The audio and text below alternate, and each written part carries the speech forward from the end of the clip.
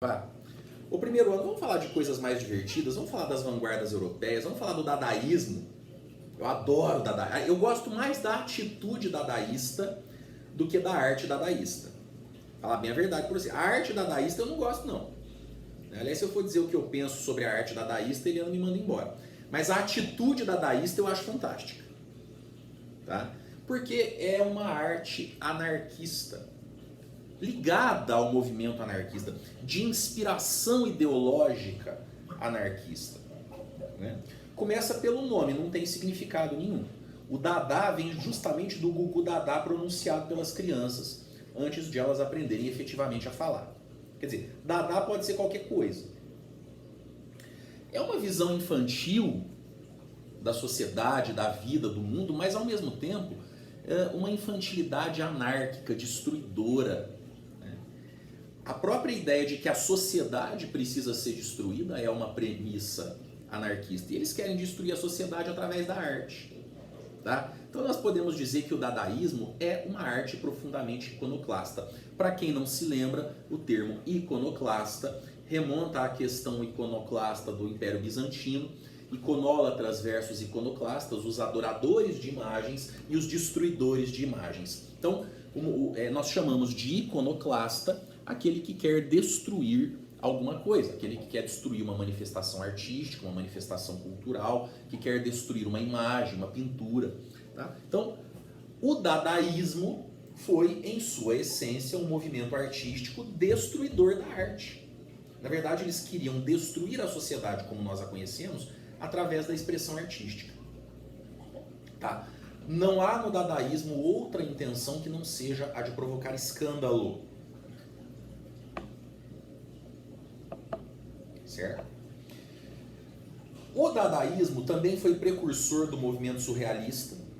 A gente vai falar melhor sobre a questão da irracionalidade no surrealismo, mas o dadaísmo já inaugura isso porque o movimento dadaísta coincide com a popularização dos estudos da psicanálise freudiana,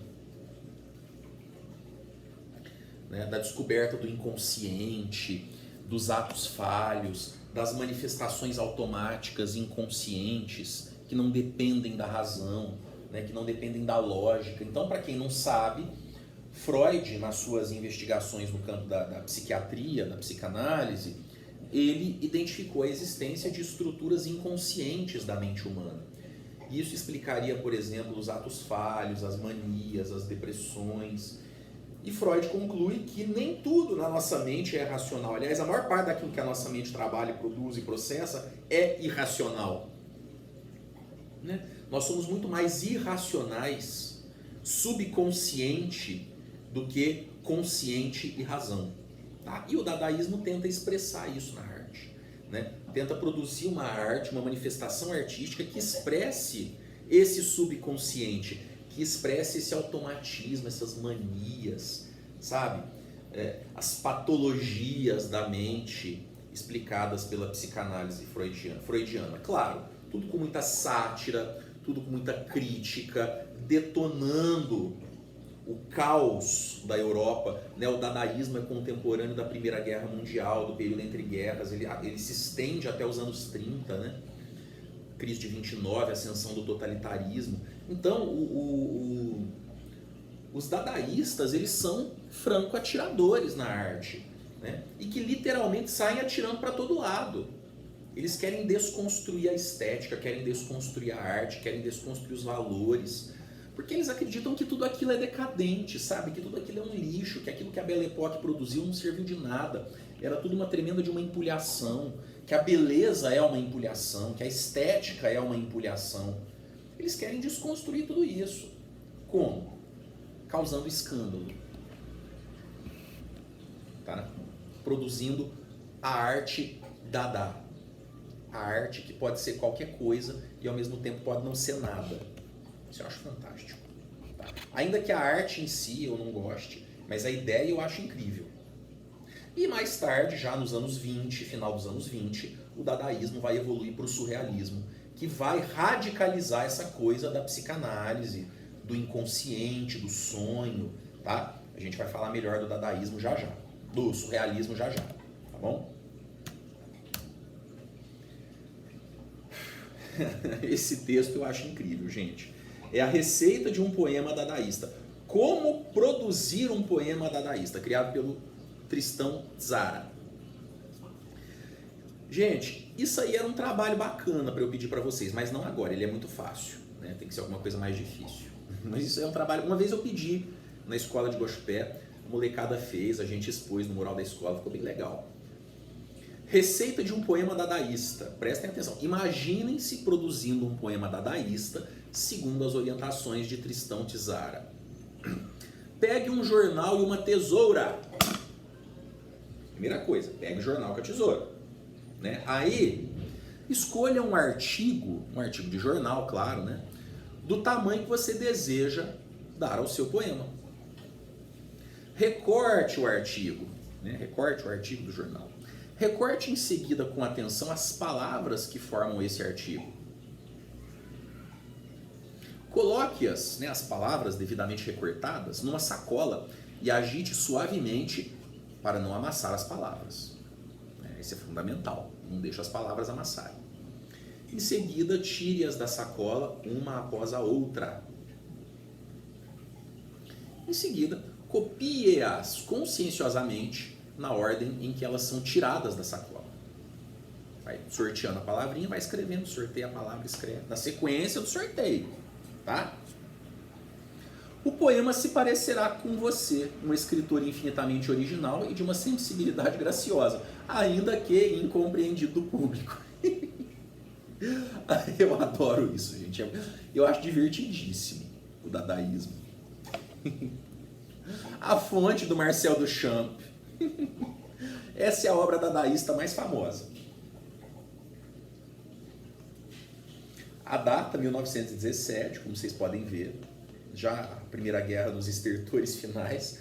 Aí ele pega um urinol. Urinol, dos homens fazer xixi. Né? Não pode falar xixi, né? Tem que falar ir ao toalete. E coloque em exposição, né? Com o título A Fonte. Isso é o dadaísmo. Está no museu. Não sei se vocês já viram, circulou no Facebook há uns anos atrás, o funcionário do museu deixou os óculos dele caírem no chão e não viu.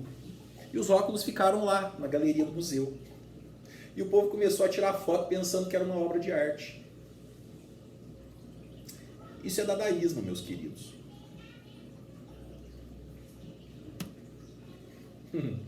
Do mesmo Marcel Duchamp. Na verdade, ele pegou o bigode do Salvador Dalí e colocou na Mona Lisa.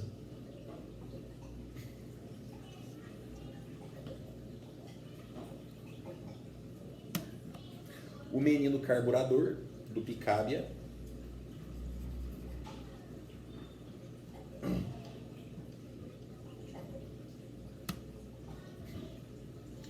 E agora a gente vai para o surrealismo. Eu acho que o surrealismo encerra, sim, mais 19 slides, e o surrealismo encerra esse conteúdo. Né? Vamos lá. Ops, não, peraí, não é isso que eu quero. Eu quero ir lá para o finalzinho. Cadê o slide 40? Isso. Apresentação do slide atual. Isso. Surrealismo. O que é uma coisa surreal? Uma coisa que está além da realidade. Ou que retrata algo que está fora da realidade. Por exemplo, o sonho é uma experiência surreal, que não é realidade. Você olha e fala, nossa, isso é surreal, quer dizer, isso é fora da realidade, é tão incrível que não parece real. Os surrealistas vão radicalizar uma coisa que os dadaístas já começaram, que é expressar o inconsciente. Especialmente o sonho, né? O elemento onírico. O que é o elemento onírico? É o sonho. Tá? As manifestações oníricas são as manifestações dos sonhos. Os surrealistas vão expressar essas manifestações oníricas, essas manifestações para além da realidade, né? Para além da razão lógica. Tá? Essas manifestações do subconsciente. É uma evolução do dadaísmo, então vai manifestar ainda algumas coisas ligadas ao dadaísmo, como por exemplo a intenção satírica, crítica, né? O contexto do surgimento, que é o caos na Europa, o período entre guerras, né? O surrealismo ele emerge nos anos 20. Então a Europa está mergulhada no caos resultante da Primeira Guerra Mundial e resultante da crise, depois da crise de 29, tá? Os dadaístas vão partir da premissa de que a arte não deve resultar de manifestações lógicas do consciente. A arte não precisa ser racional. A arte não precisa fazer sentido. Que é uma coisa que os dadaístas começaram, né? É uma arte muito voltada para os sonhos e para as alucinações. Então tem artistas aí, o Dalí, por exemplo, ele vai retratar muito dos seus sonhos nas suas obras de arte. Ou ainda de experiências decorrentes do uso de alucinógenos, como a maconha, a cocaína, o ópio. Tá? É uma arte puxada para o abstrato, mas ela não é propriamente uma arte abstrata. Porque se ela manifesta o inconsciente, ela tem algum vínculo com a realidade. Tá? Ela vai ter algum lastro na realidade, ainda que seja a realidade inconsciente, ou subconsciente, como vocês preferirem chamar. Principais representantes, todos eles muito longevos, como vocês podem observar. Salvador Dalí, René Magritte, Juan Miró, Giorgio de Chirico, Marc Chagall e Davi Siqueiros. Na América Latina, Frida Kahlo também foi uma artista ligada ao movimento surrealista. Ela, o companheiro dela. Tá? Inclusive aqui na América Latina vai surgir um movimento chamado muralismo, tá? Que foi também chamado de escola mexicana. Tá? Quer ver uma coisa? Deixa eu ver se eu tenho aqui.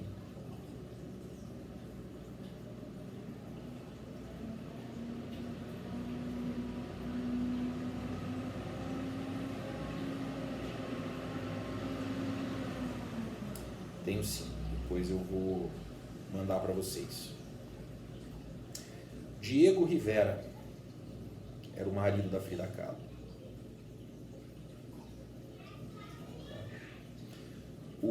Se bem que o Diego Rivera transitou entre o cubismo. Eu já falei sobre o Diego Rivera quando nós estudamos o cubismo. Tá? Diego Rivera, pintor mexicano, criador do movimento muralista, da arte pública, né, da arte em espaços abertos, né? Mas ele transitou pelo surrealismo também, e a Frida Kahlo tem uma importante pintura surrealista. A Frida Kahlo, muito conhecida pelos seus autorretratos, porém os autorretratos da Frida Kahlo têm uma pegada surrealista muito interessante. Eu vou mostrar para vocês aqui já já. Tá?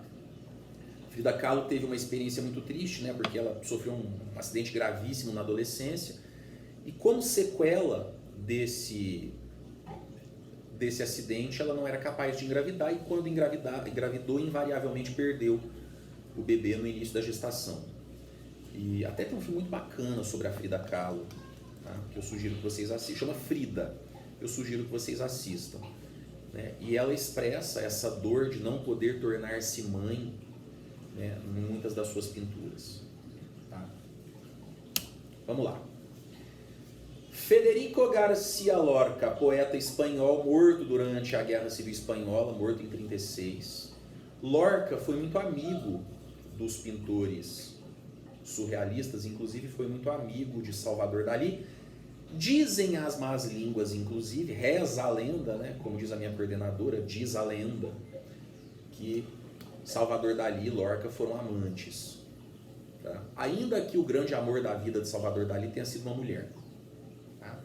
E Lorca foi um poeta anarquista. Essa frase é atribuída a ele, ainda que, muito provavelmente, essa frase não seja dele, essa frase seja uma espécie de sabedoria popular. Mas essa frase, como está aí, é atribuída ao Lorca.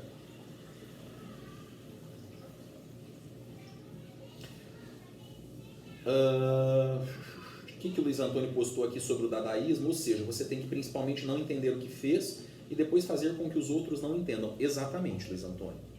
Não entender o que você faz, fazer com que os outros não entendam e criticar quem tentar entender. E Maria Olívia amou a Pedra Sabão. Sim, Pedra Sabão é maravilhosa. Não, tudo na Pedra Sabão é lindo. Se há um governo, sou contra. Se há um governo, eu sou contra. Não importa quem esteja no governo, eu sempre serei oposição. Essa é a frase do Lorca. Essa frase sintetiza o pensamento anarquista expresso tanto no dadaísmo quanto no surrealismo. Tá? Vamos lá. A persistência da memória do Salvador Dalí. Sabe o que é o mais legal quando a gente fala das obras do Dalí? Os críticos de arte ficam tentando atribuir um significado às obras dele. Sendo que para o próprio Salvador Dalí não precisava ter significado nenhum. Então, por exemplo, eu já vi críticos e historiadores de arte tentando dizer que a pintura representa o tempo que na sociedade capitalista consome as vidas humanas. Ou ainda a finitude do homem diante da enormidade do tempo. Coisas assim, sabe? Esses significados inteligentes que os artistas tentam, que os críticos de arte tentam atribuir às obras dos artistas. Pois é. Aí você pergunta para o próprio Salvador Dalí, né? O significado. E ele escreveu sobre essa obra, né? O que ele quis dizer com essa obra? Ele fala, nada. Eu estava almoçando, havia queijo derretido no meu prato, de repente o relógio começou a tocar, meio-dia, eu olhei para o queijo derretido, olhei para o relógio e imaginei o relógio derretendo igual ao queijo que estava no meu prato. Não, e as formigas em cima desse relógio aí no canto inferior esquerdo? Não, eu tenho pavor de formiga, eu sempre coloco formiga nas minhas obras para lembrar o quanto eu odeio elas. E é isso. E o povo fica tentando atribuir significado. Não tem. Ou não necessariamente precisa ter. É uma manifestação do subconsciente. Gente, os nossos sonhos geralmente não fazem sentido nenhum. Via de regra, as manifestações oníricas não têm sentido lógico. É disso que as obras do Dalí estão falando. Da ausência de sentido lógico no subconsciente, nas manifestações oníricas. Tá? O Cristo crucificado, do Dalí, pejorativamente chamado de Cristo cara de vaca. Porque se vocês olharem a maneira como o corpo e os braços estão posicionados, parece aqueles crânios de boi que as pessoas colocam nas paredes das casas, nos moirões das porteiras. Conhecido como Cristo cara de vaca.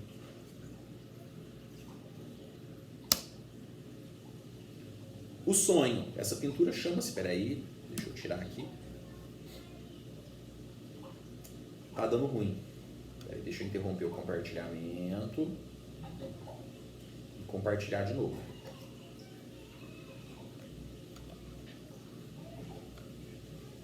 Essa pintura chama-se O Sonho.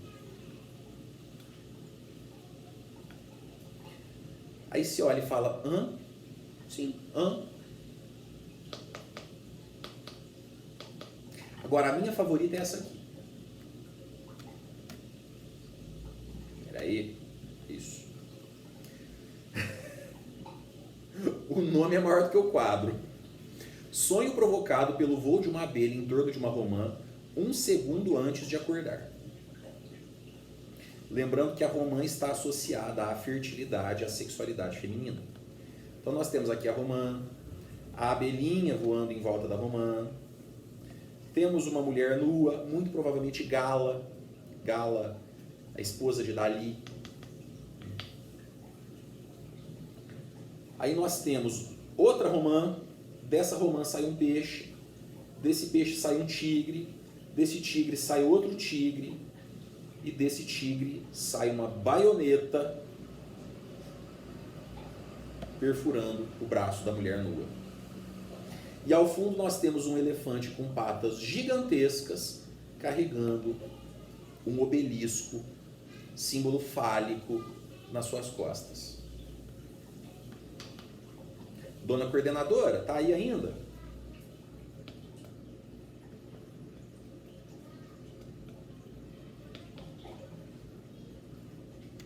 Eu acho que ela não tá mais não. Ficou pedindo para entrar na reunião e depois saiu, que desfeito. Gente, eu adoro essa pintura. Segundo meu professor de História da Arte na faculdade, trata-se de uma releitura de um sonho erótico. Porque nós temos todos os elementos do erotismo aí.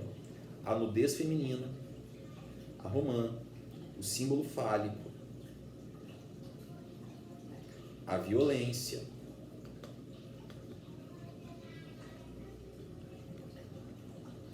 A próxima tem gente que... Eu acho bonitinha a próxima, acho até interessante. É do Dalí também. Dom Quixote e os moinhos. Olha que gracinha. Os moinhos são borboletas. Acho muito legal.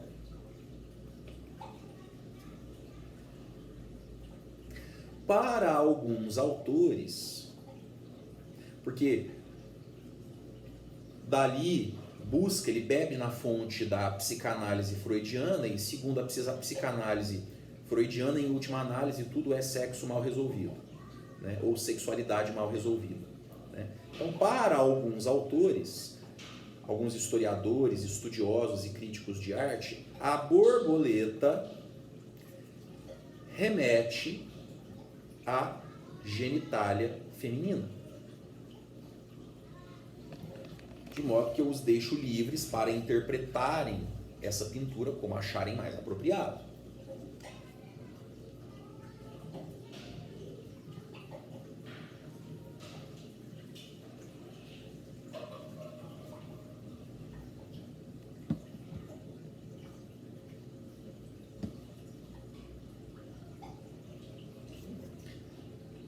Depois, a terapeuta do Magritte.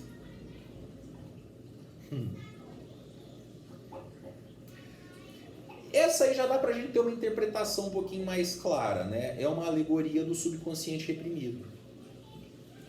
Porque o corpo é uma gaiola e os pássaros se recusam a sair da gaiola.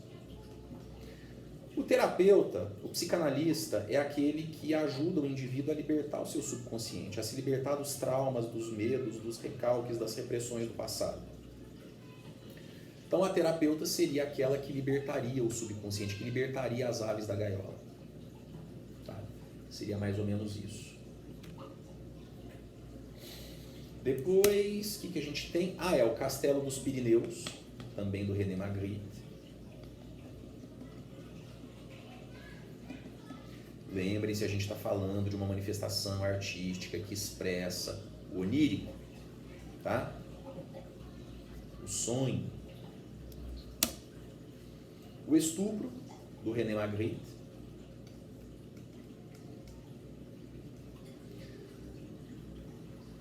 Não deixa de ser uma tela bastante curiosa.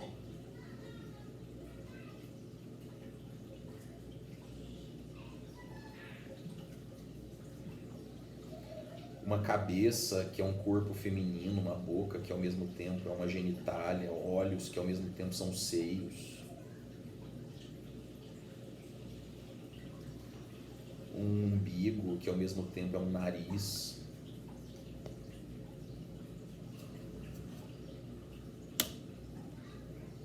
Invenção coletiva. Mas vocês podem chamar também de sereia invertida.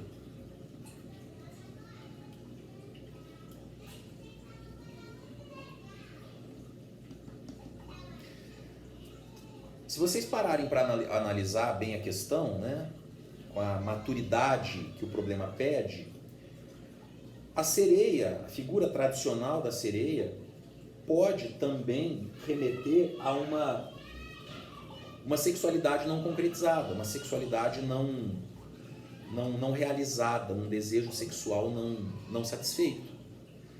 Afinal de contas, a sereia é a mulher da cintura para cima. peixe da cintura para baixo. Minha filha fazendo birra, estão ouvindo? Ah, pai amado. Isso aí é o contrário. Uma mulher da cintura para baixo. Interpretem como quiserem. Do Juan Miró, uma escultura. Nossa, Renan, mas o que é isso? Reza a lenda que é uma vaca.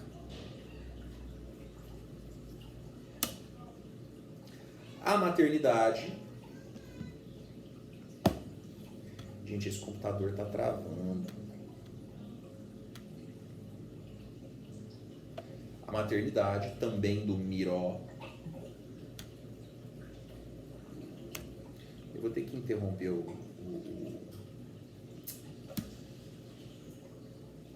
Peraí. Aí. Voltando. A maternidade do Miró.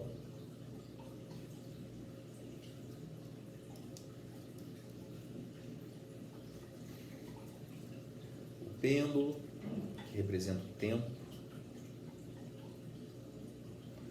Uma figura antropomórfica.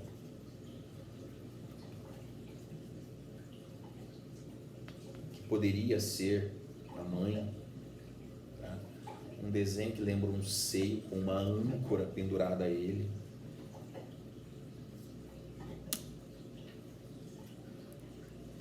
O jardim, do mesmo Juan Miró.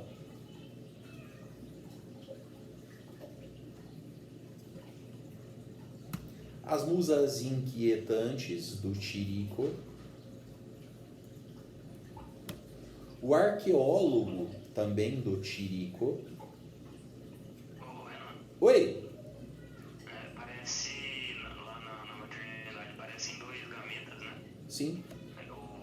O espermatozoide, o óvulo e o espermatozoide. Me ocorreu isso também.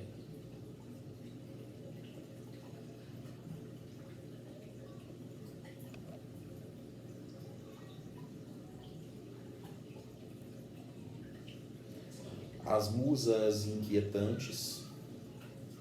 Curioso que aqui você tem uma coluna, mas o capitel dessa coluna é um tórax humano e a cabeça é um taco de beisebol.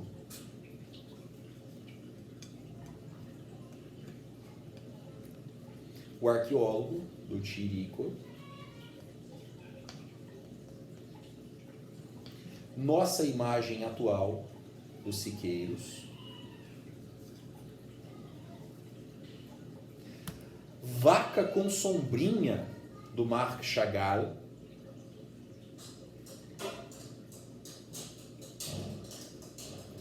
Vaca de cabeça azul, segurando uma sombrinha, com um buquê de flores nas costas, tendo a Virgem Maria e o Menino Jesus atrás dela. E a paisagem azul, do mesmo Marc Chagall. Como eu disse para vocês, para o dadaísmo e sobretudo para o surrealismo, nada precisa fazer sentido, necessariamente. Ok? Ô turma, alguma pergunta? Dúvidas, críticas e ou comentários? Não? Deixa eu pegar a atividade aqui para mandar para vocês então. Só um minuto.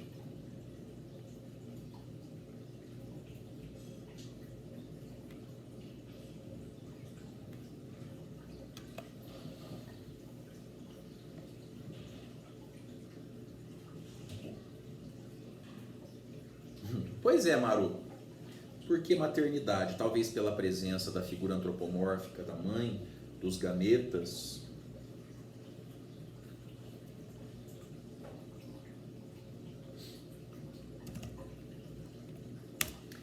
É uma possibilidade.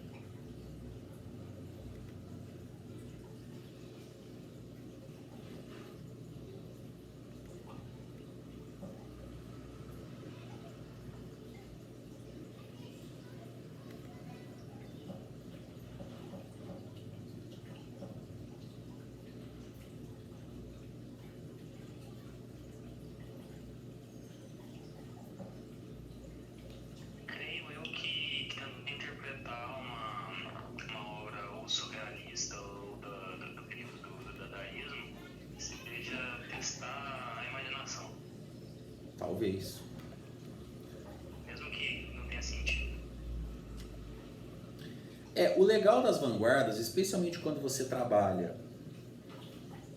dadaísmo, surrealismo, abstracionismo, abre-se para várias diferentes interpretações.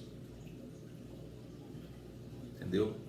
E nesse abrir-se para várias diferentes interpretações, você pode dar vazão ao próprio subconsciente. E essas vanguardas devem ter deixado em xeque o que é arte, né? Sim. Na época, assim, o que seria arte. Sim. Mas era essa a intenção. Especialmente o dadaísmo. Né? Na verdade, o dadaísmo queria destruir a arte, né? A verdade é essa.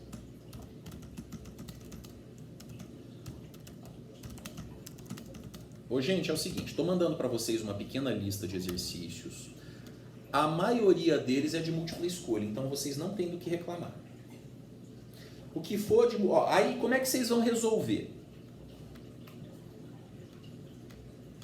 Espera aí. Eu vou mandar no WhatsApp web já já.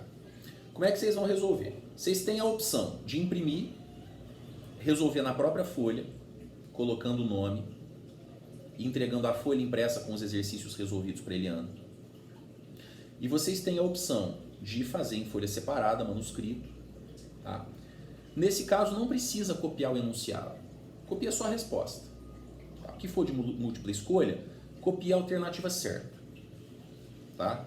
E o que for dissertativo, faz normal. Então eu dou essas duas opções. Imprimir, resolver e entregar para Eliana, a folha impressa resolvida. Ou fazer à mão, folha de caderno, folha de fichário, devidamente identificada, claro. A única coisa que eu não vou aceitar, a resposta digitada. Isso eu não quero. Não aceito a resposta digitada. Se vier com exercício digitado, eu não considero. Tudo bem? Estamos combinados?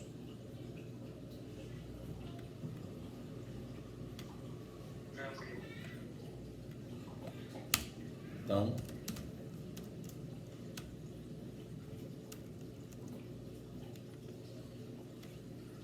deixa eu salvar aqui no computador.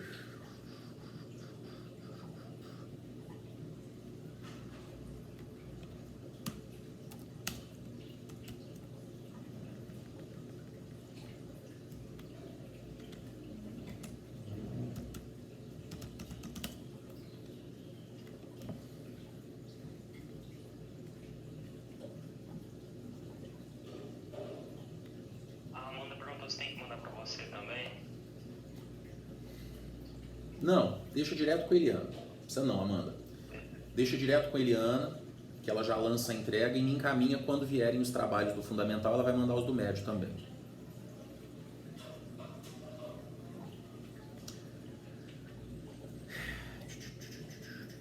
Salvar.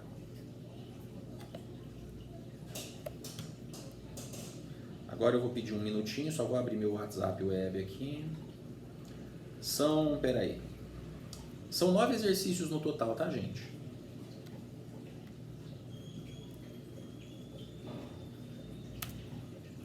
São 9 exercícios no total, mas desses eu acho que tem 3 só, que são 2 ou 3, que são de múltipla escolha. Então, não precisam me xingar. 2 ou 3 que são dissertativos. O resto é de múltipla escolha. Agora, cadê o WhatsApp web?